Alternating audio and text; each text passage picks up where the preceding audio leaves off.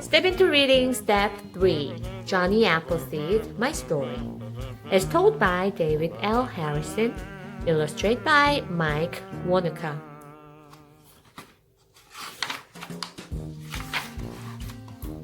Someone is coming, Beth yelled. It was a lean, wiry man with a pep in his step. Mama! Papa! cried Will. It's Johnny! It was Johnny Appleseed. Papa stopped chopping wood. Johnny Appleseed is always welcome, Papa said. He always has a good tale to tell. Johnny smiled and waved hello. Mama invited him to stay for supper. Beth and Will were so excited. They jumped up and down. Woo! Tell us the story! Tell us the story, they begged. Johnny scratched his chin. His eyes were kind. You children are growing like a tree sprout, he said. I will tell you a story after I help your papa chop wood. Johnny was good with an axe. Chop, chop. He chopped and chopped. At dinner, Johnny ate all he could. He told Mama, I walked 20 miles to get here. Your pie was worth every step. He winked at Beth and Will. Now for a story, he said. Beth and Will sat on the floor. They loved the stories. Johnny began like this.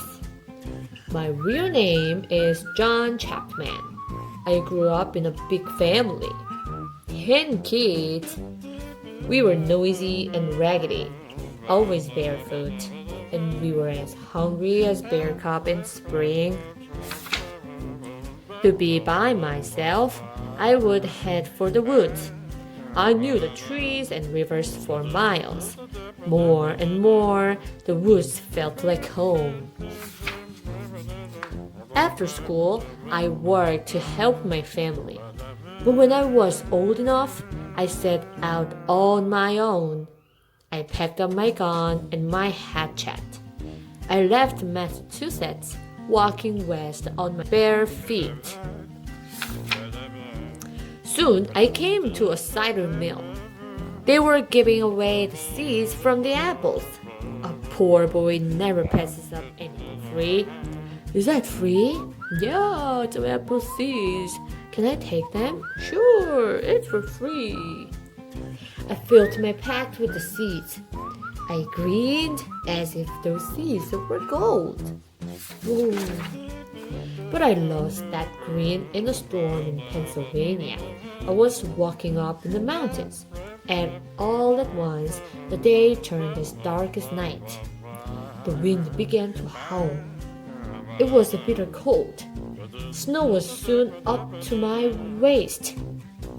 Oh, if I did not do something, I would die. I made up my mind. No storm was going to be the end of me. I ripped the strips from my coat to wrap my bare feet. Then I wove the snowshoes from branches, and I walked right out of that storm. Walking gave me time to think. Folks were moving west. What would they need when they get there? Apples. I would plant an orchard. I got an axe and started cleaning trees. Chunk, chunk, chunk. I chopped. I made the wood chips fly. Soon my first seeds took root and sprouted. So I set out west to find more land. I planted apple seeds in Pennsylvania, Ohio, and Indiana. I sold the sprouts to folks heading west in their wagons. I sold the sprouts to settlers living in log cabins. One sprout cost 6.5 cents. Sometimes I traded sprouts for clothes or food. Some folks were too poor to trade. I gave them sprouts for free. I knew how it felt to be poor. Most folks do not know my real name. They just call me Johnny Appleseed. I still work hard taking care of my orchard. I sleep out under the stars, and I will wear any cold clothes or hat to keep warm. Johnny held up his bare feet. But I still do not like to wear shoes, he said. Unless it is winter, I do not need them. My feet are tough. Folks says your feet are as tough as elephant hide, said Beth. So tough that a rattlesnake cannot bite through, said Will. Ha ha ha, Johnny laughed.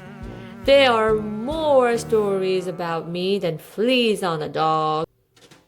Folks say that I can leap over icy rivers or melt ice with my bare feet. Folks say I once met a band of men who wanted to fight me. I talked them into a chopping contest instead. Of course I won, and I attracted those rascals into helping me clear lands for a new orchard. Haha. Then there are bear stories. People say bears trust old Johnny Appleseed. Mama bear do not mind if I wrestle their cubs. Is that okay? Play, just wrestle with them. Others say I sleep with bears to keep warm on winter nights. Have you ever smelled a bear's breath? But one thing is for sure, I know a lot of Indians. Many are my friends. They have taught me their languages and how to hunt for food and how to make canoes out of hollow logs. Will yawned.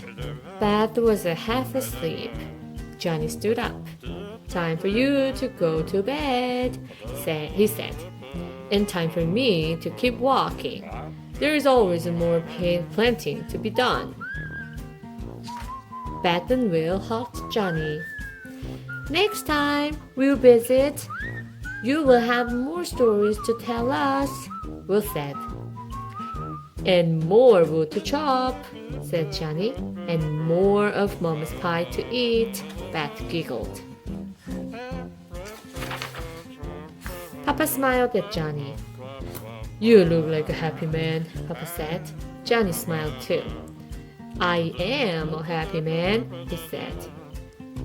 I have spent my life raising apple tree sprouts. Now all across the land, folks are enjoying apples from my tree, and that makes me happy. Then Johnny Appleseed waved goodbye. The end.